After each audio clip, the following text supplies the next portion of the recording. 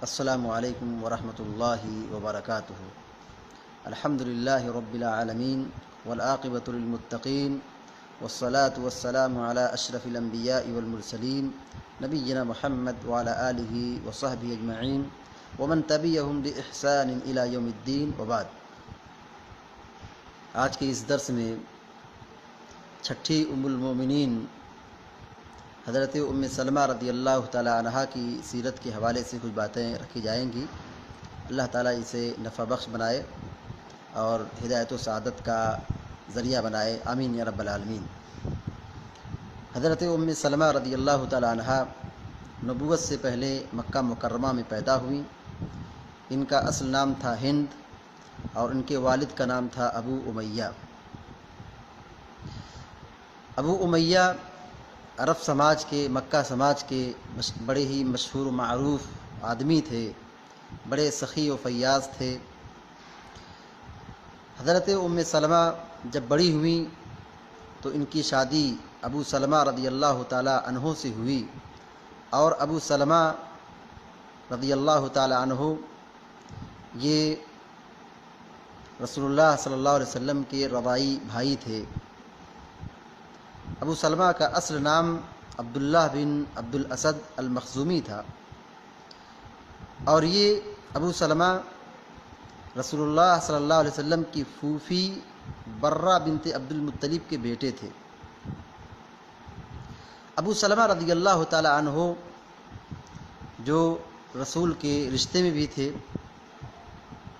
نبی کریم صلی اللہ علیہ وسلم نے جب توحید کی دعوت عام کی، اللہ نے آپ کو جب نبی بنایا، تو سر فہرست اسلام قبول کرنے والوں میں حضرت ابو سلمہ اور ام سلمہ رضی اللہ عنہما کا نام سیرت کی کتابوں میں آتا ہے۔ خاندانی اعتبار سے ام سلمہ یا ابو سلمہ مالدار تھے، مگر اسلام قبول کرنے کے بعد فقر و فاقہ اور محتاجگی کی زندگی گزارنے لگے، چونکہ مسلمانوں پر بہت سارے مظالم ڈھائے جانے لگے، جس کی وجہ سے مسلمان مجبوراً مکہ چھوڑ کر کے حبشہ کی طرف ہجرت کرنے لگے۔ ہجرت کرنے والوں میں سر فہرست ابو سلمہ اور ام سلمہ کا بھی نام آتا ہے۔ نبوت کے 5ویں برس رجب کے مہینے میں جب مسلمانوں کا پہلا قافلہ، جس میں 12 افراد شریک تھے، ہجرت کر کے حبشہ جا رہے تھے، اس میں ام سلمہ اور ابو سلمہ دونوں موجود تھے۔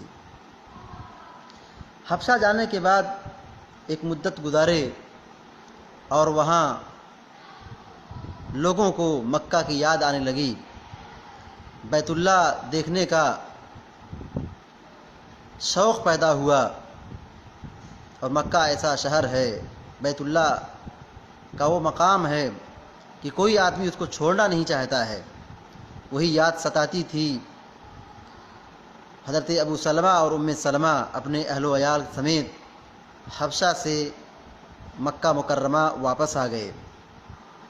جب حضرت عثمان بن عفان رضی اللہ تعالی عنہ واپس آئے تو انہی کے ساتھ ام سلمہ، ابو سلمہ اور ان کے اہل و عیال مکہ مکرمہ واپس آ گئے، لیکن مکہ کے اندر حالات اتنے اچھے نہ رہے۔ مکہ مکرمہ سے بھی ان کو ہجرت کرنا پڑا۔ بالآخر بیعت عقبہ ثانیہ میں جو مدینہ کے لوگوں نے نبی کریم صلی اللہ علیہ وسلم سے بات چیت کی تھی اور آپ کو آنے کی دعوت دی تھی، تب مسلمانوں کو مدینہ جانے کا راستہ کھل گیا۔ تو ہجرت کرنے والوں میں ابو سلمہ رضی اللہ تعالیٰ عنہ، جن کا نام عبداللہ تھا، سب سے پہلے نمبر پر انہوں نے ہجرت کی۔ یہ اپنی بیوی ام سلمہ اور اپنے بیٹے کو لے کر کے ہجرت کرنے کے لیے نکلے، مگر سسرالی رشتہ داروں نے، ان کے ام سلمہ رضی اللہ تعالیٰ عنہ کے گھر والوں نے روک لیا۔ کہا اگر تمہیں جانا ہے تم جا سکتے ہو، لیکن ہماری بیٹی کو تم نہیں لے جا سکتے ہو۔ بہرحال ابو سلمہ اکیلے نکل گئے، سلمہ کو چھوڑ دیا، اور پھر ان کا جو بیٹا تھا اسی چھینا جھپٹی میں بچے کا ہاتھ اکھڑ گیا۔ سلمہ رضی اللہ تعالیٰ عنہا بڑی پریشان ہوئی، بہت روتی تھیں، بہت پریشان تھیں۔ جس جگہ ان کے شوہر ان کو چھوڑ کر کے جدا ہوئے تھے، مقام ابطح مکہ میں ایک جگہ کا نام ہے، ہر روز وہیں آ کر کے روتی تھیں، غم کا اظہار کرتی تھیں۔ بالآخر ان کے گھر والوں میں سے ان کی بیتابی کو اور ان کی پریشانی کو دیکھ کر کے ان کے گھر والوں کو سمجھایا، کہا اس مسکینہ پر رحم کرو، کیوں اس کی زندگی کو تم لوگ تباہ کر رہے ہو؟ اس خاتون کو چھوڑ دو، اسے اپنے شوہر سے ملنے دو، اس کو روک کر کے تم لوگ کیا کرو گے؟ اس پر رحم کرو۔ بالآخر اس آدمی کے کہنے اور سمجھانے کے نتیجے میں سلمہ کے گھر والوں نے سلمہ کے جانے کا راستہ ہموار کر دیا۔ سلمہ اپنے بچے کو لے کر کے مکہ سے ہجرت کر گئیں، اور تنعیم مقام پر پہنچی ہی تھی کہ وہاں پر ایک آدمی عثمان بن طلحہ، جو اس وقت مسلمان نہیں ہوئے تھے، رضی اللہ عنہ، ملاقات ہوئی، اور عثمان بن طلحہ نے ان کو عزت و کرامت کے ساتھ، عزت و احترام کے ساتھ سواری پر بٹھا کر کے اور اونٹ کی نکیل کو پکڑ کر کے مدینہ لے کر کے آئے، اور قبا تک پہنچا کر کے عثمان بن طلحہ واپس آ گئے۔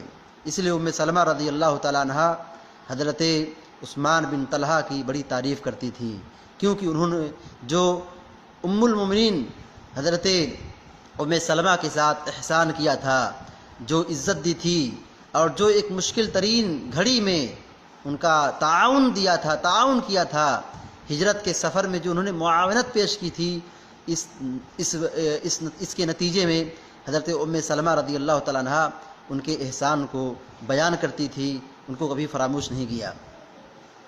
تو حضرت سلمہ رضی اللہ تعالیٰ عنہ کو یہ سعادت حاصل ہے کہ اسلام کی راہ میں انہوں نے سب سے پہلے ہجرت کرنے کا مقام حاصل کیا۔ عورتوں میں سب سے پہلے ہجرت کرنے والی اگر کوئی خاتون تھی تو سلمہ ہے۔ مردوں میں اگر سب سے پہلے کسی نے ہجرت کی تو وہ حضرت ابو سلمہ ہیں، جو حضرت سلمہ کے شوہر ہیں۔ مدینہ دونوں پہنچ گئے۔ ابو سلمہ اور سلمہ رضی اللہ تعالیٰ عنہما مدینہ میں رہے۔ جنگ بدر میں ابو سلمہ نے شرکت کی، جنگ احد میں انہوں نے شرکت کی۔ جنگ احد میں ان کو زخم لاحق ہوا، پھر وہ زخم صحیح ہو گیا۔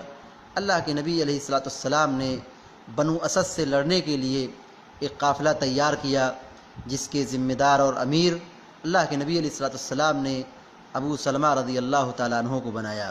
بہرحال یہ قافلہ بنو اسد کی طرف روانہ ہوا، اور وہاں سے کامیاب ہو کر کے مال غنیمت لے کر کے مدینہ کی طرف واپس آئے۔ ابو سلمہ رضی اللہ تعالیٰ عنہ اسی معرکے میں، اسی قافلے میں دشمنوں کی طرف سے حملہ ہوا تو ابو سلمہ زخمی ہو گئے، اور اسی زخم کے نتیجے میں حضرت ابو سلمہ رضی اللہ تعالیٰ عنہ وفات پا گئے۔ یہ واقعہ سن 4 ہجری کا ہے۔ اب جب یہ وفات پا گئے تو سلمہ رضی اللہ تعالیٰ عنہ بیوہ ہو گئیں۔ سلمہ رضی اللہ تعالیٰ عنہ جنہوں نے سب سے پہلے ہجرت کی اور مکہ سے حبشہ گئیں، مکہ سے پھر مدینہ آئیں، 2 ہجرت کی، اور پھر ان کو یہ زخم لاحق ہوا، یہ تکلیف ہوئی کہ ان کے شوہر کا انتقال ہو گیا۔ سلمہ جب بیوہ ہو گئیں تو وہ صدیق نے ان کو نکاح کا پیغام دیا، مگر انہوں نے قبول نہیں کیا۔ اس کے بعد عمر فاروق نے نکاح کا پیغام دیا، انہوں نے نکاح کے پیغام کو قبول نہیں کیا۔ وجہ یہ تھی کہ یہ بچے والی تھیں، حضرت عمر اور زینب اور سلمہ اور درہ، یہ 4 ان کے بیٹے تھے۔ اپنے بیٹوں کی وجہ سے وہ اپنی شادی نہیں کر رہی تھی۔ بہرحال صدیق اکبر اور عمر فاروق کے نکاح کے پیغام کے بعد اللہ کے نبی نے نکاح کا پیغام دیا. انہوں نے نکاح کے پیغام کو قبول تو کیا، لیکن 2 شرط لگائی. کہا کہ میرے بیٹے ہیں، ان بیٹوں کا کیا ہوگا؟ اور دوسری یہ شرط لگائی کہ میں بڑی باغیرت خاتون ہوں، مجھے غصہ آ جاتا ہے، کہیں ایسا نہ ہو کہ میں آپ کو ناراض نہ کر دوں، آپ مجھ سے ناراض نہ ہو جائیں. اسی لیے حضرت ام سلمہ رضی اللہ تعالی عنہا نے یہ 2 شرط متعین کر لی. حضرت ام سلمہ رضی اللہ تعالی عنہا کو یہ سعادت حاصل ہوئی کہ اللہ کے نبی نے ان کو اپنے عقد میں رکھا، ام المؤمنین کا ان کو شرف عطا کیا، اور ان کی بہت ساری خصوصیات ہیں، ان کے بہت ساری قربانیاں ہیں. آئیے ان کی اعزازات کو اور ان کی خصوصیات کو ہم دیکھتے ہیں. پہلی خصوصیت ان کی یہ ہے کہ یہ سابقین اولین میں سے ہیں، یعنی اسلام قبول کرنے والوں میں انہوں نے پہل کیا ہے، سر فہرست ان کا نام آتا ہے. اسی طریقے سے ام سلمہ کی دوسری خصوصیت یہ ہے کہ انہوں نے 2 ہجرت کی ہے. ان کی تیسری خصوصیت یہ ہے کہ انہوں نے جہاں 2 ہجرت کی ہے، حبشہ اور مدینہ کی طرف، وہیں پر ان کو یہ سعادت حاصل ہوئی ہے کہ انہوں نے مدینہ کی طرف سب سے پہلے نمبر پر ہجرت کی ہے. چوتھی خصوصیت یہ ہے کہ اہل بیت کی منقبت میں انہی کے گھر میں اللہ کا کلام نازل ہوا ہے. اسی طریقے سے ایک خصوصیت ان کی یہ ہے کہ توبہ کی آیت ابو لبابہ کے متعلق ہو یا جنگ تبوک میں جو 3 مسلمان پیچھے رہ گئے تھے ان کے متعلق ہو، توبہ کی آیت انہی کے گھر میں اور انہی کے آنگن میں نازل ہوئی ہے. ان کی خصوصیت یہ ہے کہ انہوں نے جبریل امین کو اپنی نگاہ سے دیکھا ہے جب وہ دہیہ کلبی کی شکل میں اللہ کے نبی کے پاس آئے تھے، تو حضرت جبریل کو ام سلمہ رضی اللہ تعالی عنہا نے اپنی آنکھوں سے دیکھا ہے. ام سلمہ کی خصوصیت یہ ہے کہ وہ پڑھنا جانتی تھیں، ان کے پاس گہرا علم تھا. ان کے علم کی مثال دی جاتی ہے، ان کی سوجھ بوجھ کی مثال دی جاتی ہے کہ جب صلح حدیبیہ کے موقع پر اللہ کے نبی علیہ السلام اپنے صحابہ کرام کو عمرہ کھولنے اور قربانی کرنے کی نصیحت کی تو آپ کی بات کو کسی صحابی نے نہیں مانا. آپ حیران و پریشان ہو کر کے گھر واپس آئے، ام سلمہ کے خیمے میں گئے. ام سلمہ رضی اللہ تعالی عنہا نے آپ کے چہرے کو دیکھ کر کے بھانپ لیا، پہچان لیا کہ آپ ناراض لگ رہے ہیں. پوچھا کیا بات ہے؟ کہا کیوں ناراض ہو؟ اللہ کے نبی نے کہا میں کیوں ناراض نہ ہوں، میں نے ایک حکم دیا، کہا عمرہ کرنے کے لیے آگے نہیں جانا ہے، احرام کھول دو، قربانی کر لو، بال بنا لو، تو میری باتوں کو کسی نے تسلیم نہیں کیا ہے. حضرت ام سلمہ نے آپ کو نصیحت کی، آپ کو سمجھایا، کہا آپ کچھ مت کیجئے، آپ یہاں سے چپ چاپ اٹھ کر کے جائیے اور آپ قربانی کیجئے، بال بنائیے، پھر دیکھیے کیا ہوتا ہے. ام سلمہ نے جیسے سمجھایا اسی کے مطابق آپ گئے، آپ نے قربانی کی، آپ نے اپنے بال کو بنایا اور احرام کھول دیا.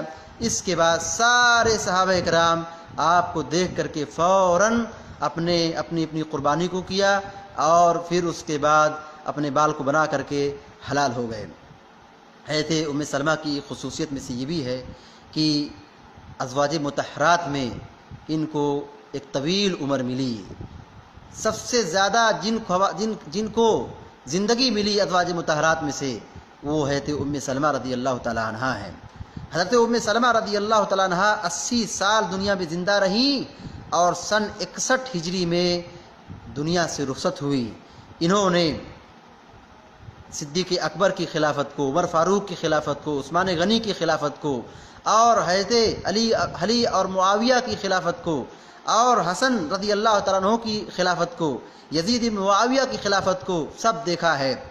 اسی طریقے سے حضرت ام سلمہ رضی اللہ تعالیٰ عنہا کی ایک قربانی یہ بھی ہے کہ وہ اللہ کے نبی علیہ السلام کے ساتھ جہاد میں اور جنگوں میں شرکت کیا کرتی تھی. جنگ مریسی، جنگ خیبر، فتح مکہ، طائف، غزوہ حنین، صلح حدیبیہ، ان سب جنگوں میں حضرت ام سلمہ رضی اللہ تعالی عنہا نے شرکت کی تھی. ان کی ایک خصوصیت یہ تھی کہ یہ اللہ کے نبی علیہ السلام سے سوالات کرتی تھیں، پوچھتی تھیں اور یہ کہتی تھیں، ان کے اکثر سوالات ایسے ہوتے تھے کہ کیا بات ہے کہ قرآن پورا مردوں سے خطاب کرتا ہے، عورتوں سے خطاب کیوں نہیں کرتا ہے؟ اللہ رب العالمین نے ان کے کہنے کے مطابق ان کی تمنا کو پوری کر دی، اور ان المسلمین والمسلمات والمؤمنین والمؤمنات والقانتین والقانتات جو سورہ احزاب کی آیت ہے، لمبی آیت ہے، اللہ تعالیٰ نے نازل فرمائی۔ اسی طریقے سے انہوں نے 378 روایتیں بیان کی ہیں، نقل کی ہیں، ایک قربانی والی زندگی گزار کر کے اس دنیا سے سن 61 ہجری میں رخصت ہو گئیں اور انتقال کر گئیں۔ حضرت ابو ہریرہ رضی اللہ تعالیٰ عنہ نے، یا ایک قول کے مطابق حضرت سعید بن زید رضی اللہ تعالیٰ عنہ نے ان کی جنازے کی نماز پڑھائی۔ یہ حضرت ام سلمہ رضی اللہ تعالیٰ عنہا کی زندگی کے کچھ حالات تھے۔ ہم اللہ رب العالمین سے دعا کرتے ہیں کہ اللہ تبارک و تعالیٰ ہم سب کو اور سارے مسلمانوں کو، بالخصوص امت کی ماؤں اور بہنوں کو ازواج مطہرات کی سیرت کو پڑھ کر کے، سمجھ کر کے ان کی زندگی کے مطابق عمل کرنے کی توفیق عطا فرمائے۔ آمین یا رب العالمین۔ اقول قولی ھذا واستغفر اللہ لی ولکم ولسائر المسلمین فاستغفروہ انہ هو الغفور الرحیم، وصلی اللہ علی نبینا محمد وعلی آلہ وصحبہ اجمعین۔ السلام علیکم ورحمۃ اللہ وبرکاتہ۔